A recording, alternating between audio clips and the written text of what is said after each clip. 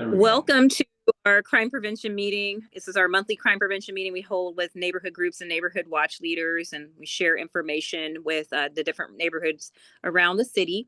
And we are so grateful to have a twofer tonight. So we have two topics. We have the topic of animal control. This was the topic by request from some of our neighborhood groups that wanted to know a little bit more about what is animal control, what does animal control do, what do they respond to, how do you make a report to animal control, and answer some of your questions. And then after that, we will talk a little bit about encampments, which is another hot topic in Richmond. We have many encampments that we respond to, and you'll find out more about the camping ordinance and how we respond to that. So my name again, for those of you who don't know me, but I think many of you do, is Michelle Milam, and I'm Crime Prevention Manager here at the Richmond Police Department. And I am also a resident here in the city of Richmond. I'm just happy to be able to be here as your host and one of your speakers today. But before I get started, I just wanted to remind everyone, if you do have a question or you've joined us, you can put your question in the Q&A. We will get to questions after we've allowed everybody to kind of give a little bit of an overview about what they do.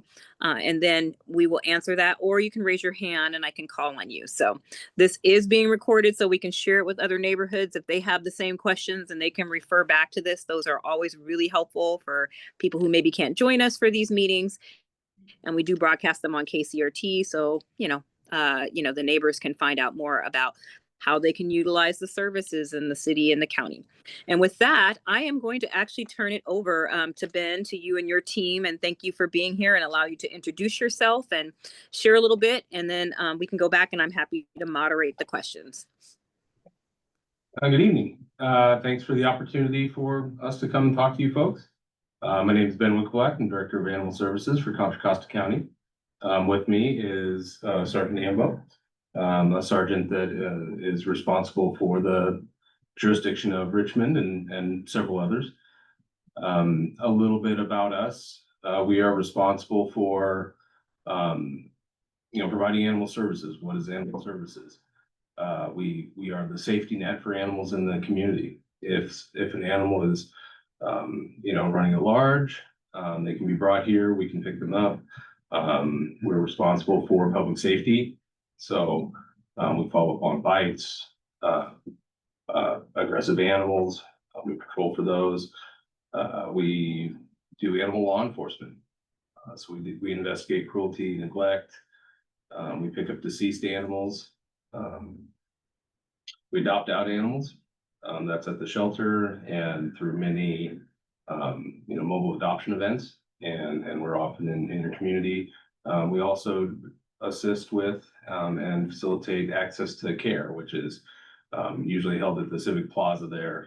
And that's with a partnership with a community-based organization where we give out free vaccines and veterinary care and help people navigate all the tools that are available to them to, have a healthy and responsible animal in their home. Just in the city of Richmond, I'll just give a few quick statistics so everybody can kind of understand the scope of what we're doing in your city. This fiscal year, so since July 1, we've impounded 935 animals from the city of Richmond. That's the second highest of any of the jurisdictions that we have, second only to the county. And interestingly, the animals from Richmond stay with us for the second longest period. So we average out how long animals are in our care, and animals from Richmond are with us for an average of about 17 days. That's also the second highest of all of our jurisdictions. In the city of Richmond, we picked up 335 deceased animals. This is something we have 3 full-time staff that are doing this 365 days a year. And like I said, we are a public safety agency as well. Currently, there are 18 potentially dangerous or dangerous animals living within the city of Richmond, so we follow up on those. We are the ones who investigate those bites or actions that would lead them to being designated potentially dangerous or dangerous. And we enforce the rules that the county ordinance provides And that's, how they're cared for. If they're gonna remain in the home, what kind of facility do they have to live in? What rules do they have to follow? And of those 18, 3 of them are actually dangerous animals. So potentially dangerous is the lesser, and dangerous is a greater, housing requirements, and that's a lifetime designation. And this is all, I'm talking about the current fiscal year. We also have responded to 2,350 calls for service. And those are gonna be stray animals, bite investigations. That's all inclusive of animal control activities in the city of Richmond. So. Sorry, Nambo, do you like to add anything or? No, I think that was well put. Injured animals, we do respond to domestic injured animals. I know sometimes wildlife gets injured as well, but just making sure that, citizens know that that is not our jurisdiction. That is fish and wildlife that would be responsible for injured wildlife, but we do injured domestics. Domestic versus domestic cases, which is where, dogs versus dogs or dogs versus cats, things like that. We also do investigate all the ordinances and laws around domesticated animals as well. We do investigate those as well. And then the only time that we would get involved with a wild animal is if a person or a domestic animal has direct contact, meaning they were bit by a wild animal, because rabies control is a big part of what our department oversees and enforces. So yeah, I just wanted to add those couple of things. Well, that's a lot of great information. And, I didn't even know that Richmond had, I think you said, the second highest rate of response in the county. As far as animals that are impounded, and I believe second only to the county as far as number of service calls as well.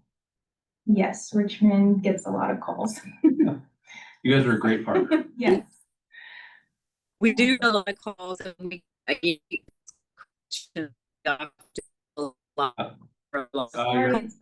Yeah, your audio is breaking up a little bit. Oh, I'm sorry. Can you hear me okay now? I can hear you better now. Can you hear me better? Okay. Yeah, we do get a lot of calls, and we do try to refer those over to you all. So I apologize for that if you get a lot of referrals. But that's one of the things we wanted to talk about tonight. Great. That's why we're here. Yeah. So one question for you is, if there was one thing you wanted people to kind of know about animal control, maybe it's a misconception or it's just something that you really want to drill home, what would that be? That was a great question. You want me to go first? Yeah, that's a great question. There's a lot of misconceptions about the role of animal control or field services. We are here to help. I think the primary role, not necessarily job description, but they are little roaming social workers out there. We are called because people need help. Animals need help.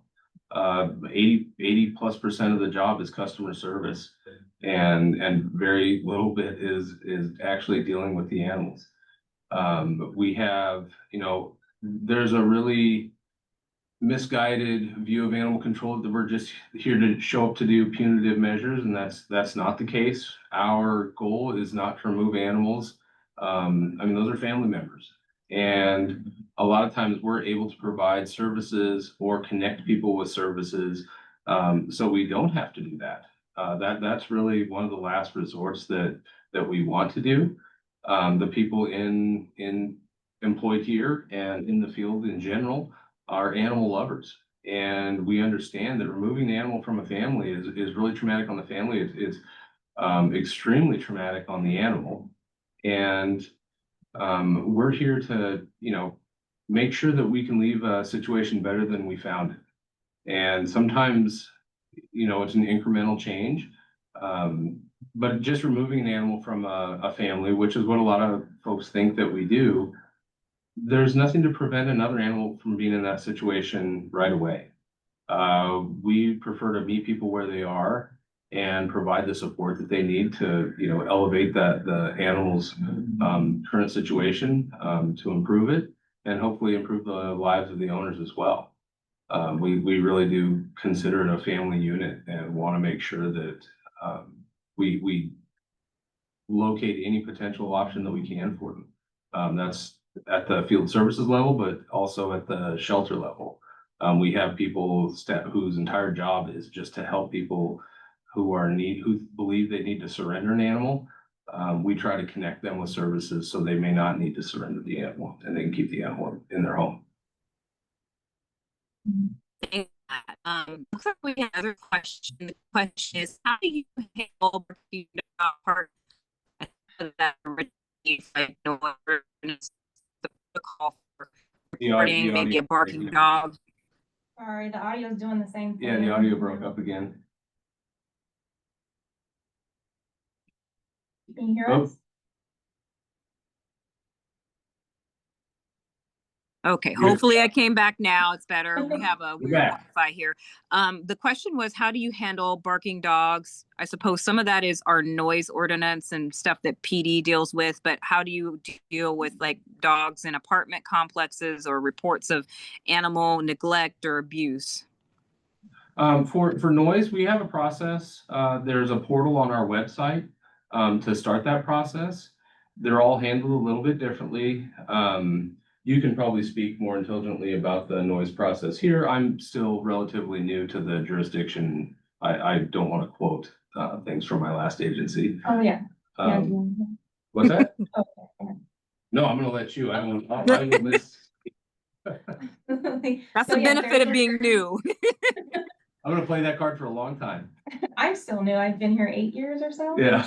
But yes, no, we do have a link on our Contra Costa Animal Services website where you can go in to make the initial report. So if you guys try to call us to make a report, we're always going to refer you back to the website to do it. So it's best to just go to the website. But you go in, you do have to have the information of where the noise is coming from. I know sometimes they're like, it's a few houses, it's somewhere. We can't do much with that if we don't know where it's coming from, but you will enter in that information and it allows us to generate a case where we can actually send out notification to that person, giving them 15 days, a good, amount of time to fix that barking dog problem, if it is a dog. And if, it's still going on after that, it gives the citizen making the report a chance to then come into the department to fill out an affidavit saying that it's still going on. At that point, our department has the option to then issue admin fines to the dog owner, which a lot of times that then fixes the problem.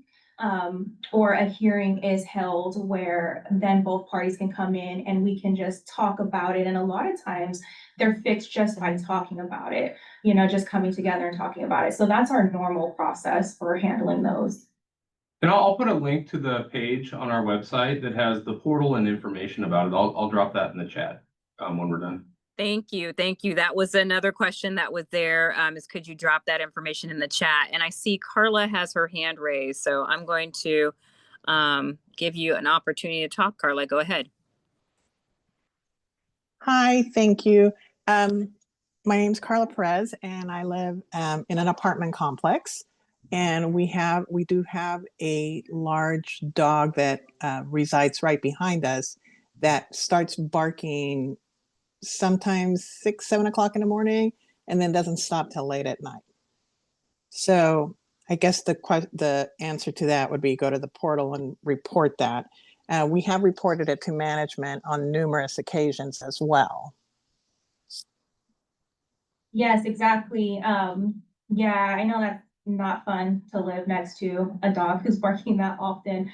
But yes, going to the portal and being able to make a report, and I always tell people to document it, write down the times. If you could get video, because that just helps the case as well when there's actual like evidence that we could see of a dog. It does have to be either incessant or consistent where it's like they're barking for 30 minutes consistently, or within a day at least an hour, where it's like kind of broken up, but it is happening so often within that day.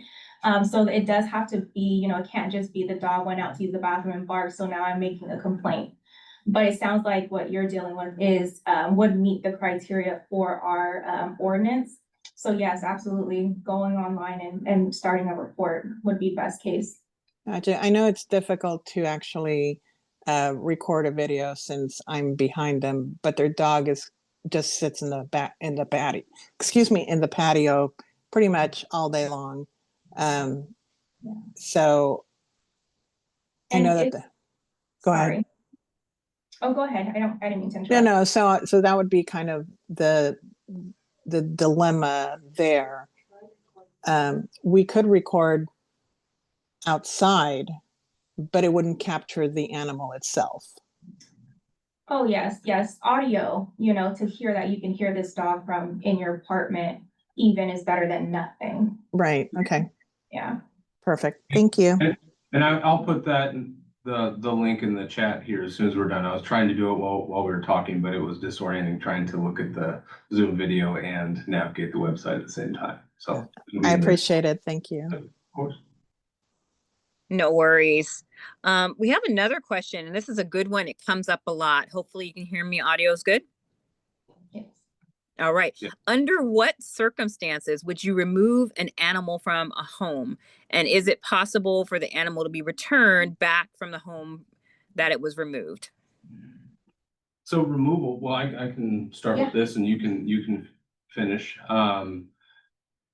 Removal is, there's part of the penal code 597.1 that allows for us to take custody of an animal. And that's if an officer feels a prompt action is required to protect its health and safety or the health and safety of the public. And it allows us to, kind of put a stop to something right now and continue to investigate. Animals that are seized, that there's still due process for the animal owner. They are allowed to, file an appeal and we'll hold a hearing. We do want to hear from them, and we also want to investigate. Like I said before, removal of an animal is really an extreme measure. And we want to be equitable, when we practice that.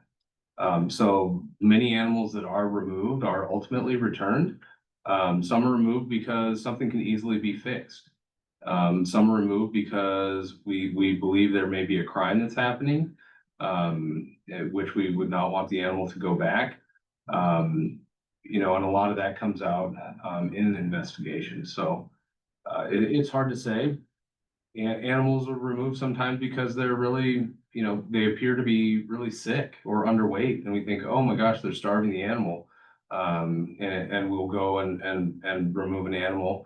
And turns out they've been going to the veterinary hospital, every other week, and their dog's dealing with advanced cancer or something like that. And that's what the investigation reveals. And rather than keeping that animal in a shelter, and trying to address its medical needs there, at a great cost to the animal's emotional health.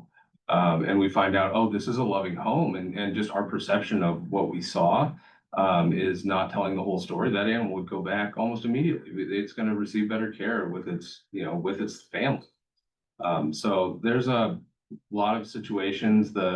Officers have very wide discretion. They're law enforcement officers. When they're out there and they're on duty, they have a lot of training, and they know what to look for, and they have the discretion to utilize these tools. And a lot of times, when we investigate, we learn a lot more, and that's why we do investigations. I mean, that's not just everyone has a right to due process, but we also want to make sure that we are thorough when we evaluate these. I don't know if you want to add anything about that. I mean, kind of on the flip side of that, sometimes owners are actually requesting, they can be removed at that point. We do have processes around surrenders and things like that. But in those cases where they are really sick, where they can't afford, the care for them, and so we do service people in a sense in that way as well. Like he mentioned, a lot of times we're called out because someone called us out. Someone does need help or assistance in one way or another. And yeah, a lot of times it's to try to help, it's education and trying to help keep the dogs or keep the animals with the owner if possible, if it's just resources that they need. But yeah, that was all. Yeah, thank you. And I think another question that is kind of a follow-up in a relationship to that, because we get this a lot, is like, what is the role of animal control? How do you work with law enforcement in general? How do we work with law enforcement in general? I mean, oftentimes law enforcement will contact us, if they go somewhere and there's aggressive animals and they need to do their job. We will intervene. Sometimes law enforcement is removing the owner from the house and their animals living there, and those animals need to receive care while the owner, goes to jail or goes to a hospital. There's several reasons that we would take an animal into our custody for that. We contact law enforcement for assistance because we're working with the community, and that is not the smoothest sailing. I think we've asked Richmond PD for assistance in the very recent past. We talked about that earlier today. So, it is, we're here to help. I got a call last night at midnight, and that was from a different police department, and they were had removed a dog from somebody, and because they had concerns that the dog was aggressive and they needed the situation to be safe, so they removed it, and I believe that animal, whatever the situation was, has resolved. This wasn't in Richmond, but there's a lot of animals out there. I forget what the formula is, but it's like more than a third of the households in California have pets. And it's like multiple.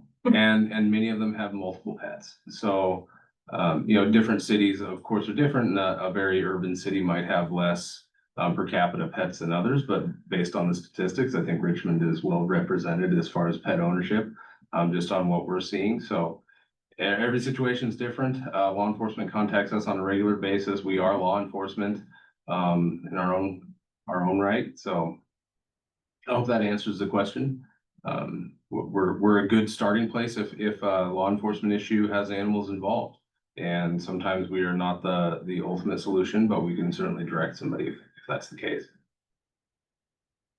Absolutely. And I think we definitely appreciate the work that you do, because we often run into situations where, you're right, people and their pets need care.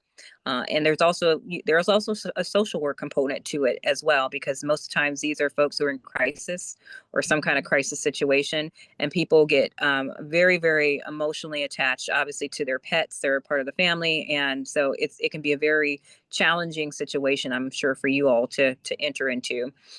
One last question that I have for you all, before we kind of close this section out.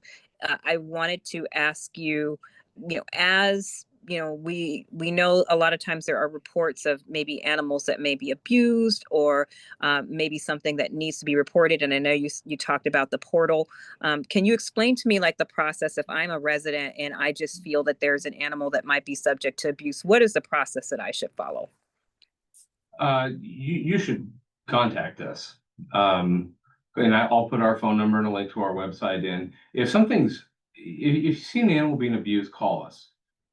That's something that we want, or an animal that's suffering. If it's an injured animal, we don't want using a portal on the website, because we want to respond to that as quickly as possible. And the way to do that is you call our phone number, and one of the options will get you to dispatch, and that will have an officer heading out. And I'll put that in the chat as well, because that's something you can refer back to. The portal should be used for something that's chronic or ongoing, not requiring, a timely response. So Absolutely. Thank you. And I think that's an important point to remember, is that, folks should pick up the phone and call if you see something. So, that we can follow up with it, and we can work on that situation.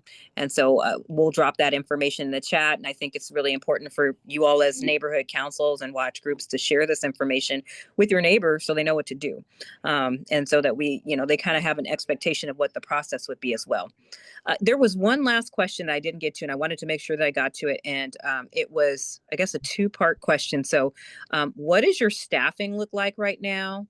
And the other question is, what about animals that are affected by people who are unhoused, which kind of relates to our next topic. So as far as our staffing, we are Well, we're currently hiring more field services staff. We had a recruitment just close, I think last week, so hopefully we'll be scheduling interviews in May to add to the ranks there. We have, you know, we're nobody's ever fully staffed. But I believe we are appropriately staffed for the mandates that we are here to fulfill. As far as animals, you know, owned by the unhoused, my personal experience, you know, my previous jurisdiction, Santa Cruz County and Oakland, you know, we had a fair amount of unhoused people that had animals, and my personal experience was that was often their most prized possession. It was their emotional support. It was their companionship. It was something that loved them back, and it was also a lot of the safety that they had. And we found animals that were very well cared for, and sometimes they were beloved animals, and people were without the resources to care for them in a way that they need. And we really bent over backwards to just ensure that they had resources available to them, so they could care for those animals. There's, you know, some people are concerned about animals being owned by unhoused community members, but my experience, that's not something that I've found to actually be a concern.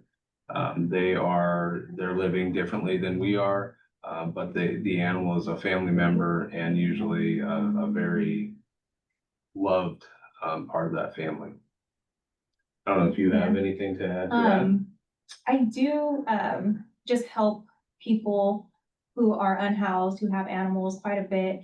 And so there are, more resources as well, specifically for unhoused, people as well. So, just being able to get resources in their hands. I wasn't sure if there was a specific question to unhoused animals, so we're kind of just talking, broadly about it. But, just how we would help other people in the county too, with just hoping to keep their animals with them if we can, whether it's by helping get them vet care or food or whatever it may be. But like the director said, a lot of the homeless or unhoused that I come across, their pets are cared for more than themselves even, you know. So they definitely, yeah, that if there's a misconception on unhoused people shouldn't have animals, a lot of times it's not. That is not what I come across. Yeah, we do a lot of work with the unhoused community, and many of them have pets. You know, and I think you're right. You know, it's definitely a level of, when I see it, a high level of care that people are trying to provide to that pet. And you know, this instability that people experience sometimes impacts their ability to do that, but there's definitely a strong desire to be able to protect that pet. Yeah. Well, I want to thank you so much for coming and talking to us and spending some time in your evening time. I'm sure you've been at work all day, in a community meeting. We would love for sometime, maybe if you'd like to come back, you know, every now and then and share if there's other things that you want to share with the community. We also share this with all of our neighborhood watches and neighborhood councils. And a lot of these are questions that people have. And so this is really, really helpful so that we have this information and we can share it again. So we just want to thank you so much for being here tonight. And you're welcome to hang out if you want to for the next section, and you're welcome to log off if you need to, but we appreciate you. Well, we appreciate the opportunity, and we'll gladly come back anytime that we're invited. And yeah, so thank you for the opportunity, and I hope I answered the questions, and I will put those items in the Q&A. And I have to tell you, the fact that the director, Ben, you came yourself.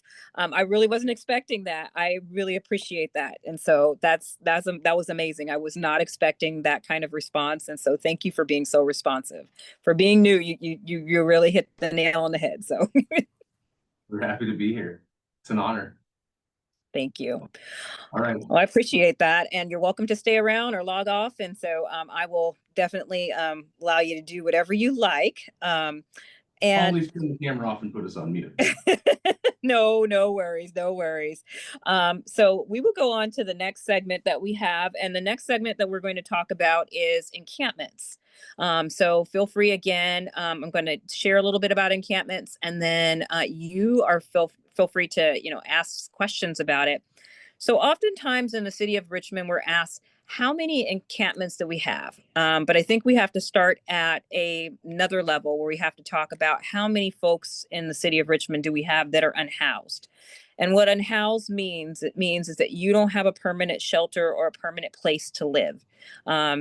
You can still be living in shelter and you can be sheltered and be unhoused. But what now we're kind of really talking about is how many folks are we making contact with on the street every day?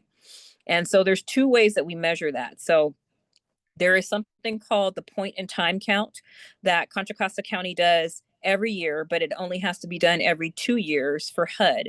And the purpose of that is to be able to share with the federal government information we found out about how many folks are unhoused in Contra Costa County and in the various cities. And there's a week-long count that is done, and we participate in that. And then there's another way to be able to figure things out. And Richmond has something called a core team, and that is the coordinated outreach and engagement team. And here in the city of Richmond, probably about 7 years ago, we followed the lead of Martinez and other cities, and Richmond contracts to provide additional services with the county to be able to provide services to those who are unhoused within the city of Richmond. And the reason that we wanted to be able to do that is because Richmond has a camping ordinance that I will talk about in a little bit. But there is a great need for this because when you take a look at the statistics that come from CORE, and this is when CORE, the outreach team, has gone out and made contact with individuals. Maybe it's someone who's unhoused, maybe they're in need of emergency shelter, maybe they're a veteran, maybe they're in need of other services. But for someone who is unhoused in the city of Richmond, they make contact with CORE and CORE enters them into a database. And that's how we're able to get some data and get a better snapshot of how many people are unhoused in the city of Richmond. So in 2024, the CORE teams made 1,490 unduplicated contacts with people who were unhoused in the city of Richmond.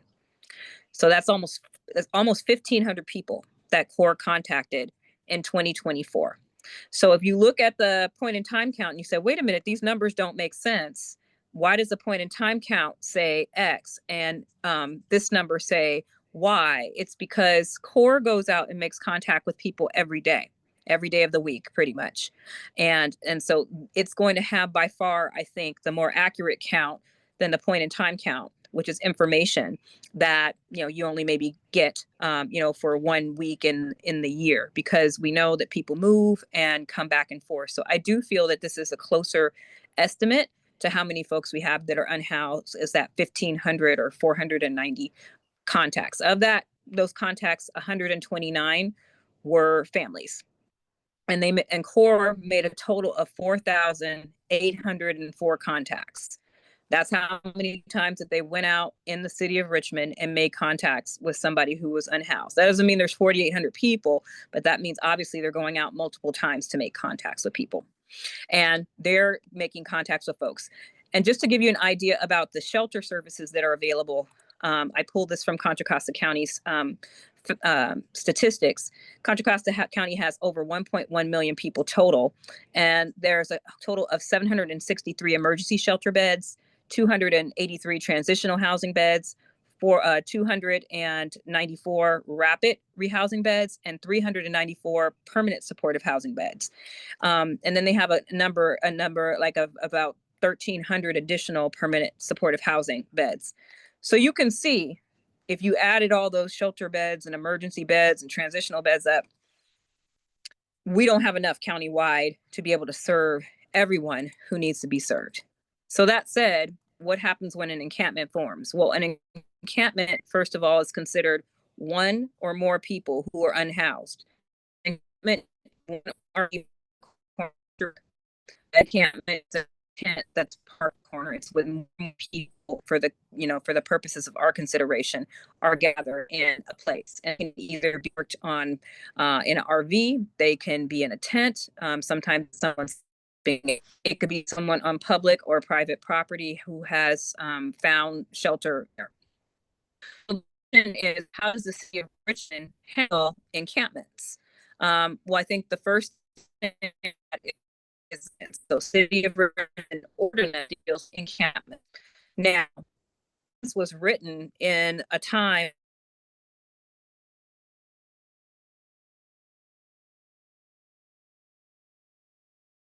where Boise said at the Supreme level, it was cruel and unjust punishment to abate an encampment, which means to tear and to, you have to obviously, and people's possessions in a legal fashion, but to basically tear an encampment down doesn't exist anymore.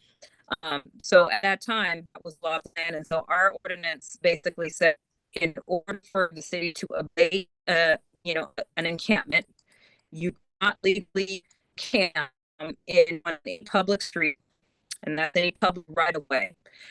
In order for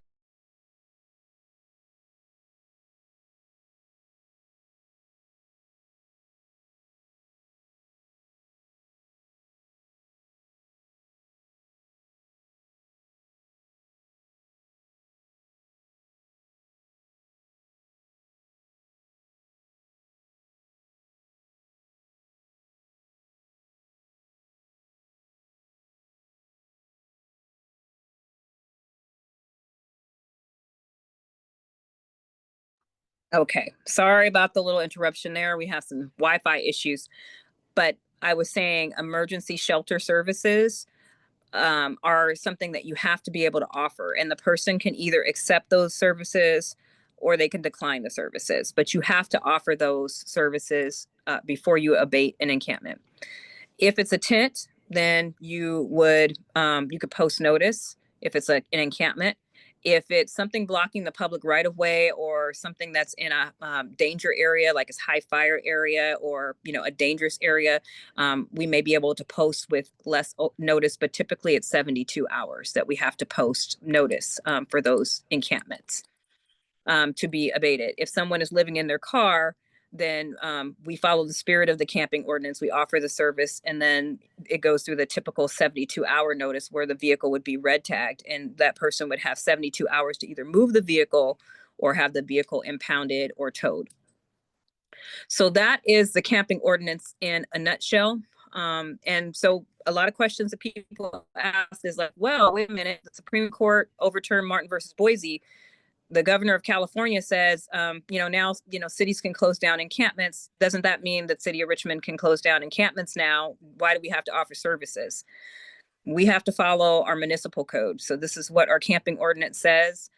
There's also been some concern because there is a necessity defense that's around that, if you abate an encampment and you cannot tell a person where reasonably a shelter bed might exist, then you can run into some trouble, and some other cities have run into those kinds of issues. So that's the rules that we kind of follow are the municipal code at this point in time. Until such a time as the city decides to change it, we follow it. So that is our guide map of how we handle encampments in the city of Richmond. So typically what will happen with an encampment that's going to be abated is that CORE can be contacted to go out first. So if you know of an encampment, you can always, send an email to me or contact me because I help manage the CORE contract, and I can have CORE go out. You can also call 211, but we keep track of the encampments that we have concerns from through the neighborhood. So please contact me and I'll drop my information in the chat. CORE can go out, they'll make contact, they'll offer people shelter beds. As you heard from animal control, people are very, very close and connected to their pets. And unfortunately, right now in Contra Costa County, we do have a shelter bed crisis. And so one thing that the camping ordinance says is if there's no available shelter, you can't move the encampment. So the challenge that we have now is that with the section of the Bay Area Rescue Mission, a lot of our short-term shelter beds are full. I know that Grip is full right now. Brookside is full.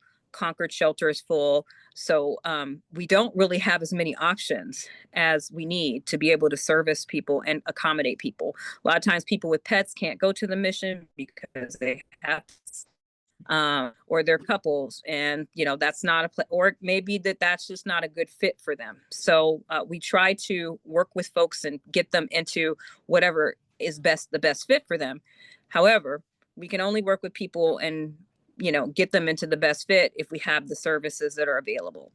The city of Richmond does have a number of programs through our housing division, grants that we got from the state to help transition people out of encampments into longer term shelter options and into navigation and ultimately into shared living. So we do have that as a resource, but we don't have unlimited numbers of those spaces.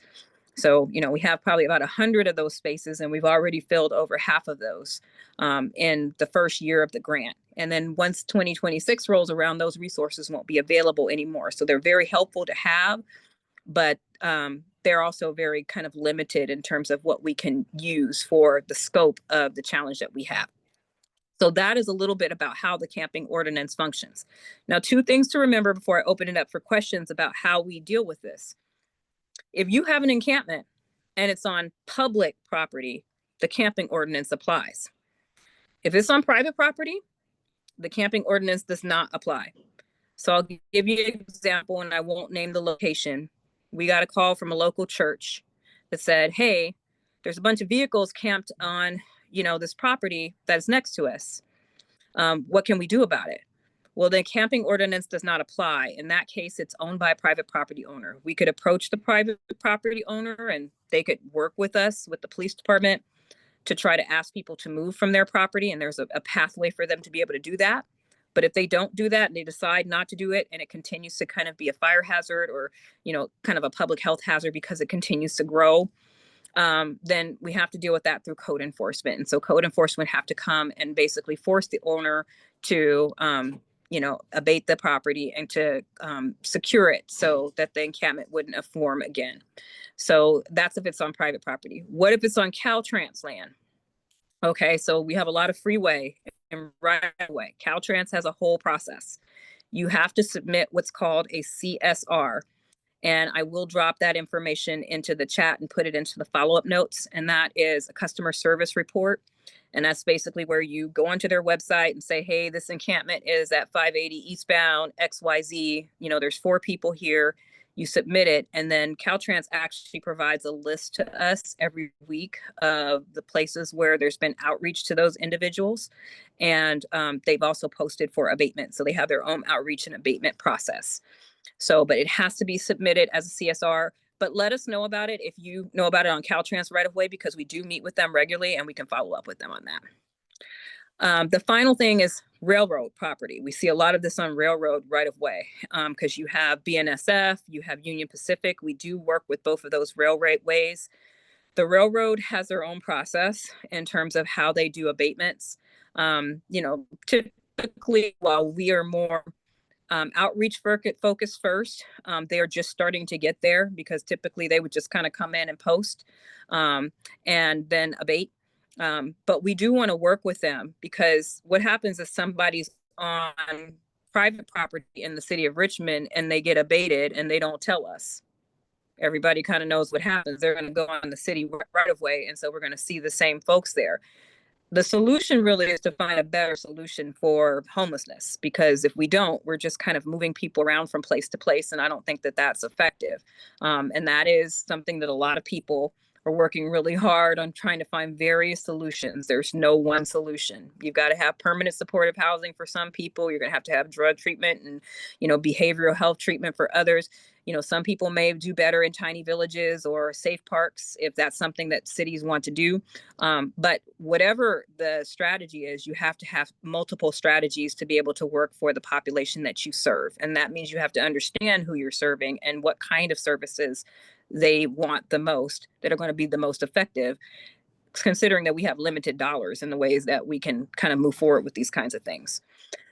So right now I have a list of many, many encampments. I think we've whittled it down to something like almost, I want to say 70. And that's, remember, two or more. So not all of them are large encampments. It might be 2, 3 vehicles in a place all over the city. Some of them are with parking enforcement. Some of them are with code enforcement. Some of them are with fire. A couple are with Caltrans and Public Works and and all the other units of the city. CORE basically has responded to all of these. And once they respond, then we provide that list to the other agencies and say, hey, CORE's responded. This is what they've come back with in terms of their feedback, and then they move forward with their abatement. So I hope that explains a little bit about how the camping ordinance works. So if you can't remember anything else, you can reach out, you can contact me. I'll drop the information, email me the details. It's very important to have a cross street because sometimes, just saying a street doesn't actually help. The more detail you can have about what it is helpful. If you know whether it's public or private, that's very helpful too, because that determines who we have to figure out if it's public or private, determine who can respond. And then, the other thing that is helpful is if you have pictures, that's great. I do not suggest going into encampments and taking pictures of people. And, that's just not the way that I would do that. If you have a picture of where the encampment is located, great. But, I think leave it at that. That's probably all that we really need, is to have the information about where they're located. How long does it take for this process to work? It really depends on how big the encampment is, where it's located, and the staffing. If everything worked perfectly from the CORE contact, give CORE 72 hours, and then you have abatement or Public Works or parking enforcement responding, it would be about a week. Sometimes it's more than a week because there's more that has to be done, or it's a staffing issue. We might have 7 or 8 of these that have come in this week, and our staff can only get out to 3 or 4 of them. The other thing it depends on is is it Caltrans or is it somebody else's property? They might have a different time frame than we do. But typically within a couple of weeks, we can get encampment abated. Sometimes we can get it abated really quickly. Sometimes it takes longer. What do I think is going to help this long term? Again, I've said this before, emergency shelter, permanent supportive housing, and various solutions, that deal with kind of all the different needs of our unhoused community, and places that they feel comfortable going. So, places that they could go take their dogs, take their cats, take their belongings, and feel comfortable in that environment, to have someone work with them on their pathway or their journey to sustaining, housing, which can take time. It could take years to get on the county housing list, for example, and we all know how much it costs to rent an apartment, even room share here in the Bay Area. So with that was a lot of information. I want to open it up for questions, and I'm checking the chat.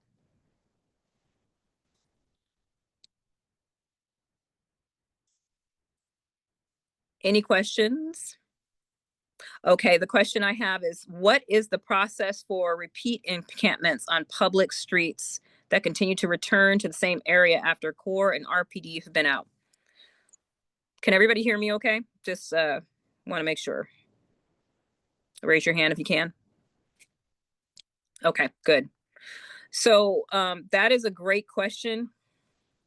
I know that this is frustrating for people. If the encampment is abated, we've posted notice, the notice ends unless there's some kind of an imminent safety threat. If they come back, 2 days later and there's more than 2 of them, the process starts over again. So that is one of the pieces of the camping ordinance that I know sometimes is frustrating for people, but we would go back again. That's why it's important for people to secure their property, quite frankly, because a lot of these properties are easy to breach, easy to get into, especially if they're private property. And sometimes it's public right of way. So we do have to start that process over again. So there's oftentimes when people come to me and say, hey, Michelle, that encampment was cleared and it's back, 4 weeks later. And the reason it's back is because, someone has come back to try to settle in there again. And so what I find, unless you secure it, people will continue to come back there. Are there any other questions? I'm also checking the attendee list. Carla, did you have your hand still raised from the last time, or did you have a question?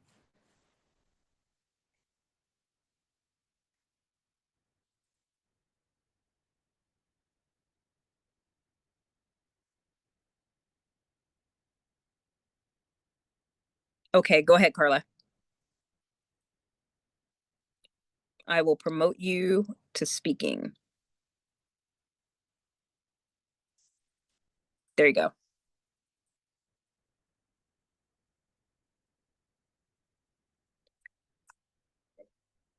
Carla, you can go. Maybe she didn't have a question. Well, if you decide, Carla, if you hear and you had a question, you're still on speak mode. Feel free to jump in.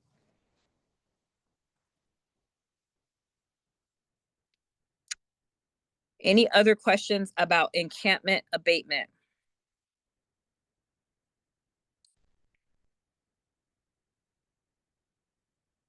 Okay, I don't see any raised hands. And the only other thing I see, let me see, somebody dropped something. Oh, I see this is CORE and SOS, along with the city, working on a plan to put in place or address alternative plans for the unhoused, knowing that the services are limited. So the city in general has something called a unhoused intervention plan. It's actually on the city website, and I'm happy to share it with you. And so there are pieces and elements of it that we're working on now. For example, this plan was developed by people with lived experience, service providers, city leaders, county leaders, residents, and neighborhood councils. And one of those plans was, hey, can you open up, more permanent supportive housing? So the city of Richmond, by far, out of everyone in the county, has probably done more than any other city in the county on unhoused intervention. We applied for a home key grant. We received it. We're working on 48 units of permanent supportive housing to be at Civic Center Plaza, where the Motel 6 is currently. And so that's something that will be taking place over the next year.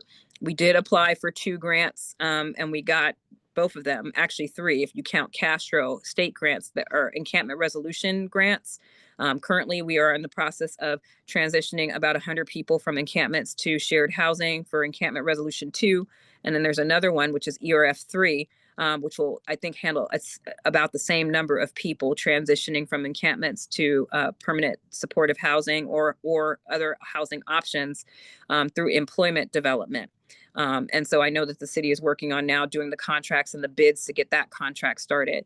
We are working on as a city, helping to support the permitting of our first tiny village by the Tiny Village Spirit Project. It is the tiny, home farm and garden village, which will be located on that parking lot that's adjacent to PAL, and that will provide tiny homes for those who are unhoused youth or TAY youth that are 18 to 24, and it'll also be connected to our PAL's garden that's over there. And so that is something that we had, the creators of that project come to the homeless task force meeting recently and work on that piece of it. So I think that's another piece that that has come into play. A lot of people have asked about, safe parking. Safe parking, unfortunately, has not necessarily always been well received in the city of Richmond. I worked on safe parking for about 5 years, and we took the concept to many different neighborhoods, and all of them said no.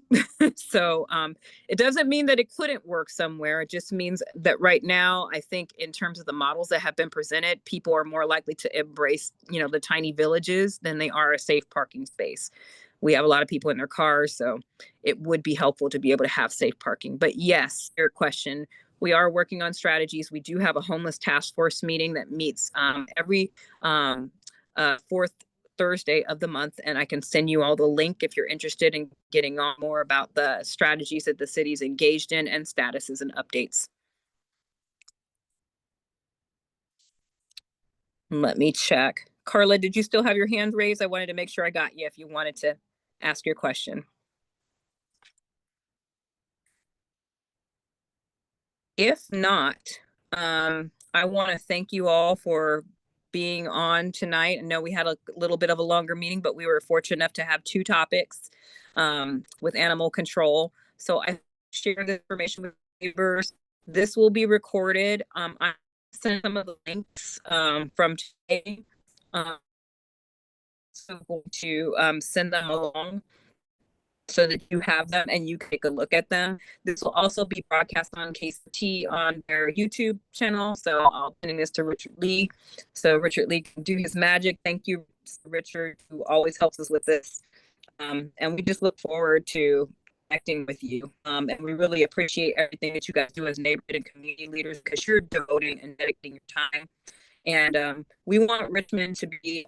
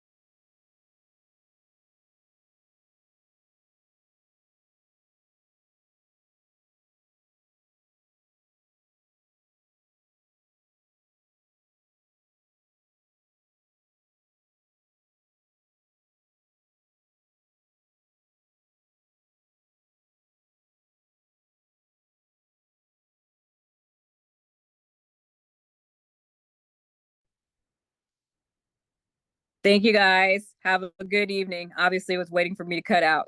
Have a good one.